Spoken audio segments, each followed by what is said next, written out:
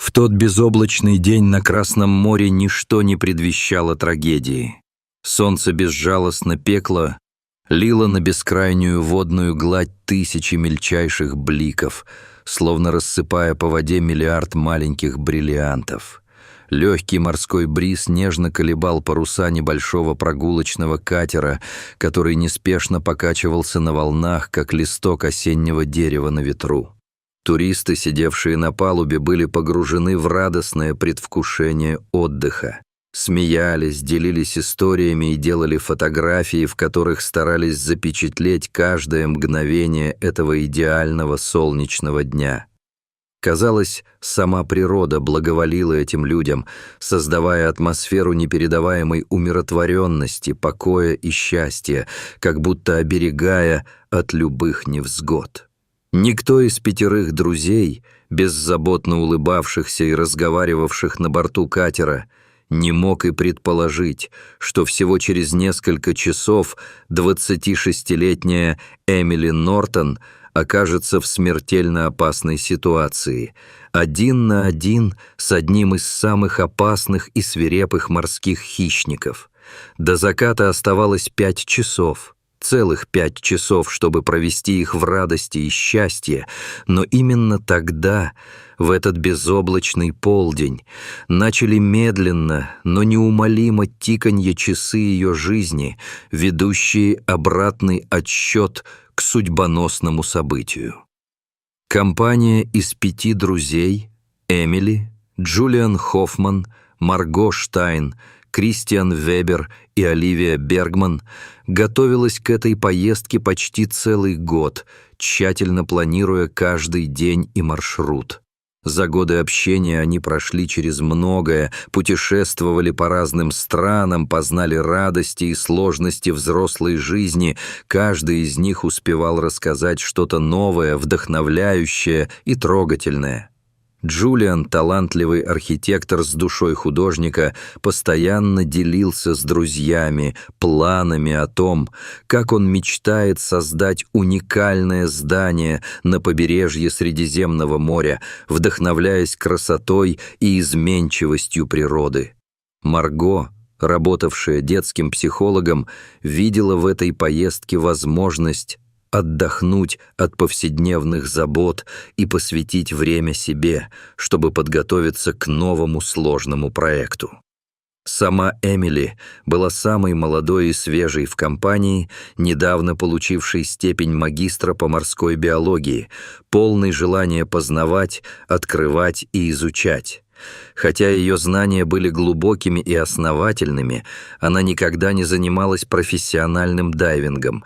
Все ее умения были сугубо теоретическими, написанными в учебниках и лекциях, а реальность оказалась значительно жестче и суровее, чем она могла себе представить. Именно она не ожидала, что настанет момент, когда ее ученые теории вдруг станут живой и страшной реальностью. «Сделаем еще одно фото!» — радостно воскликнула Оливия, выхватив из специального влагозащищенного кейса камеру последней модели. Друзья тут же сбились в плотную группу у борта катера, стараясь принять самые удачные позы, чтобы сохранить этот момент счастья и дружбы в памяти на всю жизнь. Их лица сияли от радости и беззаботности. Каждый хотел запечатлеть красивую улыбку, искрящиеся глаза и легкий ветер, играющий волосами. Позже это фото станет последним, на котором они запечатлены все вместе, беззаботные и молодые, в дни, которые казались бесконечными и наполненными счастьем. Эмили стояла на краю группы, ее светлые волосы нежно развивались на морском ветру, а в глубине ее глаз отражалось безоблачное голубое небо, наполненное оптимизмом и верой в будущее. Она выглядела живой, настоящей, и как будто весь мир лежал у ее ног, готовый открыться и подарить лучшие мгновения. За горизонтом тихо шептало море, и эта идиллия казалась вечной. Однако в воздухе витало что-то скрытое и необъяснимое, предвестник событий, которые изменят все их жизни навсегда. Хасан, опытнейший инструктор и гид экскурсии с 20-летним стажем, смотрел в горизонт с угрюмым выражением лица. Он был мастером своего дела и в прошлом видел многое. Опасные штормы, поломки судов, но сегодня его сердце беспокойно колотилось чаще обычного. Барометр на его приборной панели показал резкое падение давления. Неважный знак при таких путешествиях, лидер интуиции настойчиво требовал отменить погружение и вернуться назад. Он ловил в воздухе мельчайшие признаки надвигающейся бури, чувствовал легкую дрожь в воздухе и напряженное молчание моря, словно сама стихия пыталась предупредить их. «Может, стоит отменить погружение?» Тихо пробормотал он себе под нос. Его голос звучал сдержанно и тревожно, но в тот момент восторженные возгласы и веселые крики туристов заглушили его опасения. Люди вокруг были охвачены нетерпением и энтузиазмом, и никто не хотел прерывать столь долгожданный отдых. Хасан понимал, что в таких обстоятельствах страх может привести к панике и хаосу, но внутренний голос не покидал его, намекая, что сегодня вечер не будет таким, каким они его представляли. Первые полчаса погружения стали настоящей сказкой для Эмили и ее друзей. Под водой царил невероятный и чарующий мир, где разноцветные тропические рыбы мчались между коралловыми ветвями, словно живые драгоценные камни. Морские анемоны покачивали свои нежные щупальца, словно приветствуя каждого погружающегося в свою таинственную обитель, а прозрачность воды позволяла видеть объекты на десятки метров вокруг, без единого помутнения или тени.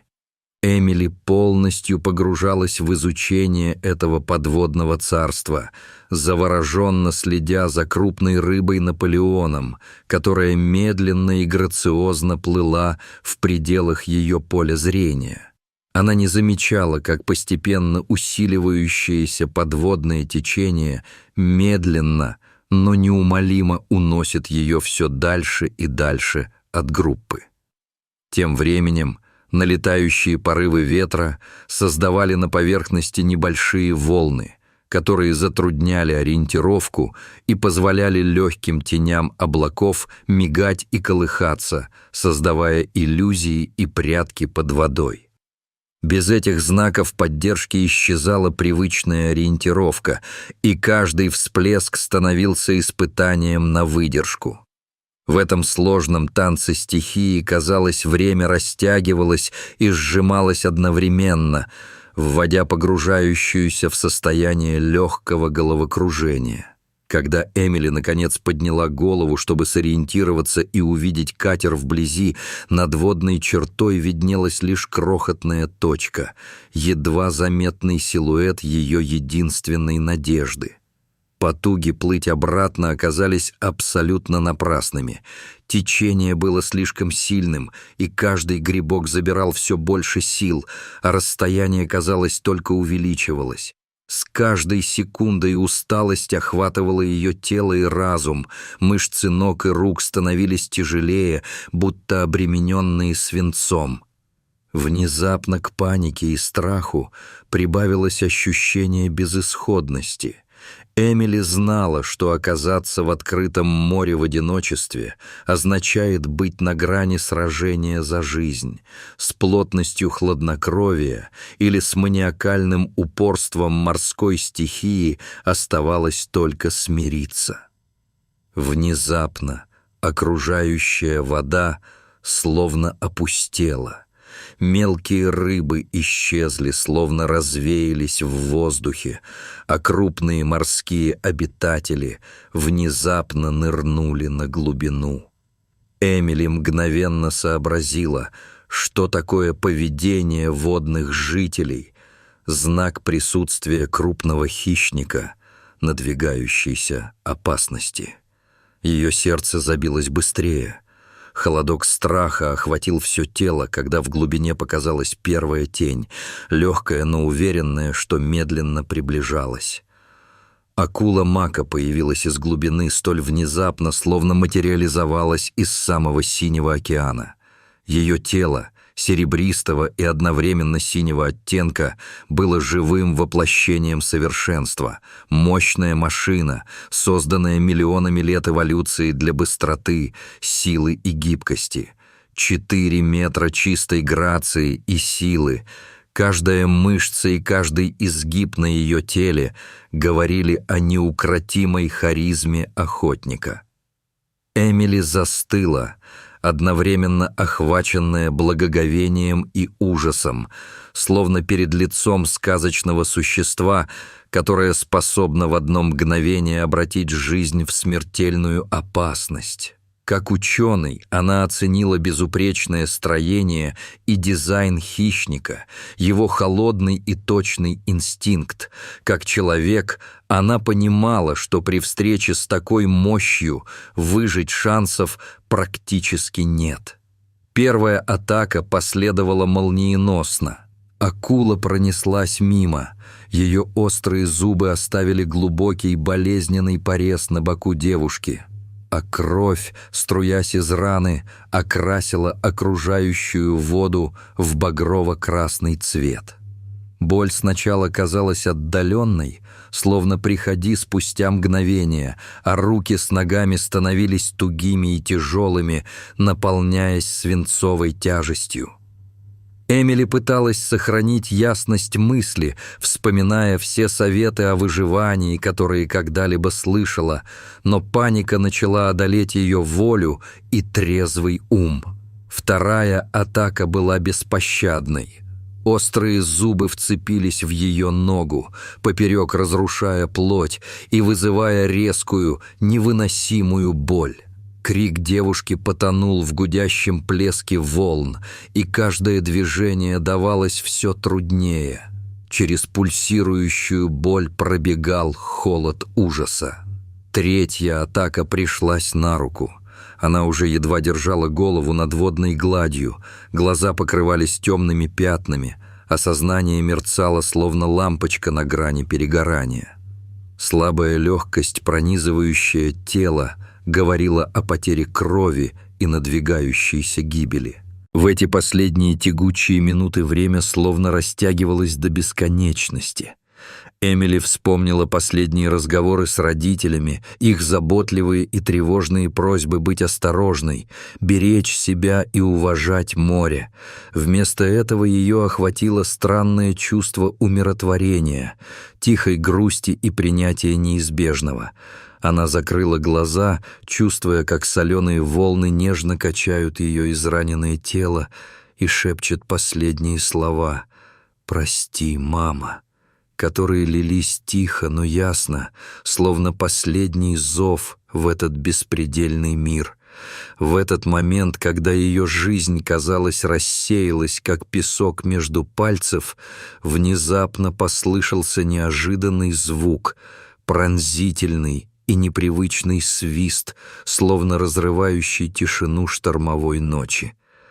Это были высокочастотные щелчки и свист, которые прорезали толщу воды, отражаясь от поверхности и наполняя пространство тяжелой и напряженной звуковой какофонией. Акула мгновенно охладела, ее гигантское тело напряглось, будто натянутая струна, готовая стрелять. Затем воды вокруг наполнились движением, словно из синевы моря возникли серые призраки, мощные и стремительные тела, стремительно разрезающие воду без единой ошибки. Стая дельфинов, как ожившие призраки из глубин, окружила Эмили плотным, непроницаемым кольцом. Каждое из их движений было настолько слаженным и выверенным, словно они исполняли древний танец, загадочный и таинственный ритуал, отполированный миллионами лет эволюции. В их присутствии чувствовалось нечто нереальное, мистическое, словно сама природа решила вмешаться в ход событий. Самый крупный из дельфинов, не менее 3 метров в длину, внезапно сорвался с места. Его атака была молниеносной и точной. Мощным ударом в жабры он оттолкнул акулу, которая отлетела в сторону, оставляя за собой шлейф пузырьков и крови, перемешанной в воде. В этот момент остальные дельфины немедленно присоединились к атаке, нанося акуле выверенные и точные удары своими крепкими рылами. Эмили, балансируя на грани сознания, наблюдала за этой битвой словно в замедленной съемке. Несмотря на сильную кровопотерю и шок, ее научное сознание продолжало записывать каждую деталь: идеальную координацию движений дельфинов, их тактику нападения и защиту, многочисленные щелчки, служащие для коммуникации. Все это походило на настоящую военную операцию, продуманную до мельчайших подробностей. Акула неожиданно и резко развернулась, скрывшись в глубинах, оставляя за собой кровавый след. Дельфинам удалось нанести хищнице серьезные раны. Но Сатра не праздновала победу. 2 кремневых самца осторожно подплыли с боков к Эмили, поддерживая ее едва живую своими покатыми и нежными прикосновениями. Остальные члены стаи сомкнули ряды, формируя живую защиту — щит, цепь, которую не прорвет ни одна опасность. Путь к спасению казался бесконечным. Сознание Эмили мерцало, как неустойчивая лампочка. Ясные периоды уступали место темным провалам, но каждый миг среди живых огней дельфинов заряжал жизнью. Она ощущала их упругие тела, нежные прикосновения, совершенно отличные от привычных представлений о морских созданиях из учебников. Гладкая, влажная, эластичная кожа была удивительно теплой и обволакивающей. Время от времени один из дельфинов издал тихий и ободряющий свист, будто он пытался передать девушке надежду и силу, поддержать в этом страшном испытании. В то время на катере уже началась паника. Хасан первым заметил, что одна из туристок отсутствует. Напряжение в воздухе ощутили все, погрузившись в безуспешные поиски. Плохая видимость, волны и странное поведение дельфинов мешали ориентироваться и усложняли поиски. Именно он заметил необычное скопление дельфинов и тревожные красные разводы крови на поверхности моря. «Спасательную шлюпку! Быстро!» — раздался его громкий крик, который поднял всю команду и экипаж на ноги в борьбе за жизнь погруженной девушки. Когда шлюпка достигла места происшествия, все оказались в шоке от увиденного. Посреди безбрежной синевы моря, окруженная плотным кольцом дельфинов, удерживалась на плаву израненная, но живая девушка. Дельфины, казалось, не собирались отплывать, а продолжали сопровождать спасателей, оберегая ее каждой частицей своего существа. «Боже мой! Эмили!» Взволнованно вскрикнула Оливия, когда подругу осторожно, с любовью и болью зашли на борт шлюпки. Поднятие израненной девушки оказалось нелегким. Ее правая рука была практически обездвижена. Из глубокой раны на ноге продолжала сочиться кровь. 4 мужчины с огромной осторожностью и терпением перенесли ее в транспорт, стараясь не вызвать дополнительной боли и страдания.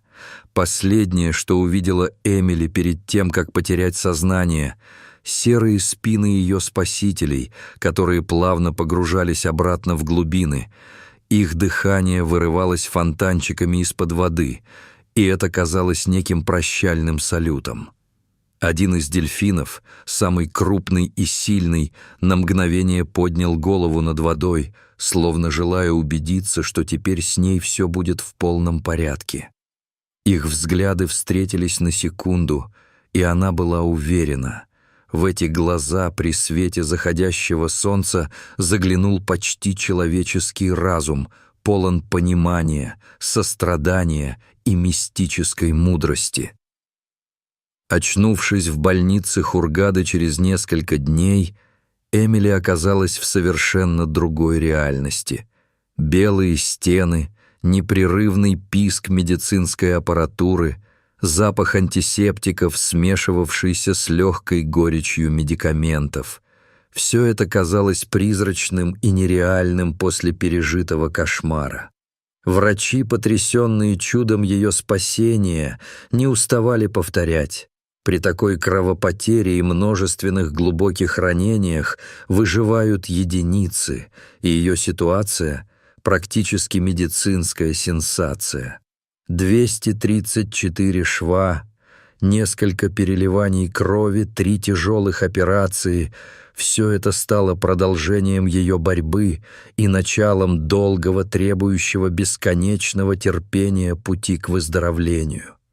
Даже когда физические раны зажили, оставляя следы повреждений на теле и душе, она понимала, что предстоит еще сложная битва, не с морем или акулой, а с собственными страхами и воспоминаниями.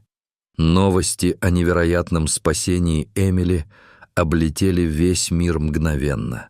Журналисты осаждали больницу, готовые взять интервью и рассказать историю молодой женщины, которой волей судьбы удалось вырваться из пасти смерти. Ученые со всех уголков Земли связались с ней, проявив невероятный интерес к описанию произошедшего и особенно к феноменальному поведению дельфинов в этом случае. Известный профессор морской биологии Джеймс Харрингтон из Оксфордского университета предложил несколько обоснованных теорий. Возможно, дельфины защищали свою территорию от хищницы, а спасение человека оказалось побочным эффектом их природного инстинкта. Другие исследователи выдвигали гипотезы о социальном инстинкте дельфинов, заставляющем их защищать раненых сородичей, который мог распространиться и на чужеродного существа — человека. Не меньше внимания уделялось интеллекту и способности к эмпатии у дельфинов, которая, по мнению ученых, нередко выходила далеко за пределы видовой принадлежности. Известны были случаи, когда дельфины помогали раненым сородичам, поддерживая их на поверхности часами. Однако столь масштабная и координированная помощь человеку оставалась загадкой для науки. Реабилитация заняла почти целый год, превратившись для Эмили в испытание не только силы тела, но и духа. Физические раны заживали быстро и относительно легко, однако психологические травмы оказывались куда более сложными. Девушке пришлось заново учиться доверию к морю, каждой капле воды, каждому шороху прибоя, которые раньше казались дружелюбными, теперь угрожали страхом и воспоминаниями. Каждый шрам на ее теле стал для нее не только напоминанием о дне, когда смерть находилась так близко, но и своим собственным символом невероятного спасения, загадочной связи между человеком и морскими животными, между разумом и инстинктом. После выздоровления Эмили не оставила науку. Напротив, она с еще большим рвением погрузилась в изучение поведения дельфинов, стремясь понять их загадочный ум и способность к эмпатии. Ее личный опыт добавил ее научным лекциям и публикациям особую глубину и проникновение, а также привлек внимание широкой аудитории. Она регулярно выступала на научных конференциях, делясь своей историей, призывая общество к сохранению этих удивительных существ и внимательному отношению к ним. Годы спустя, стоя на берегу моря во время одной из научных экспедиций, Эмили все еще с трепетом замечала вдалеке бегущие по воде плавники дельфинов. Каждый миг ее сердце наполнялось благодарностью и теплом за судьбоносную встречу, за тех, кто без слов, без просьб пришел ей на помощь в самый темный час.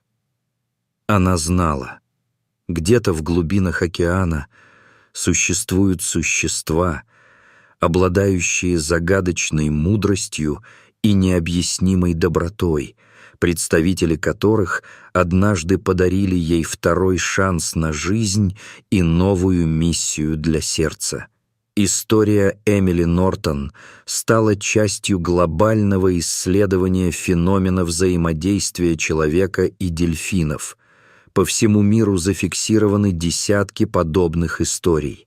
От берегов Новой Зеландии до Калифорнии дельфины приходили на помощь людям, оказавшимся в беде, проявляя удивительную эмпатию и работу в команде, порой спасая жизни, о которых иначе можно только мечтать.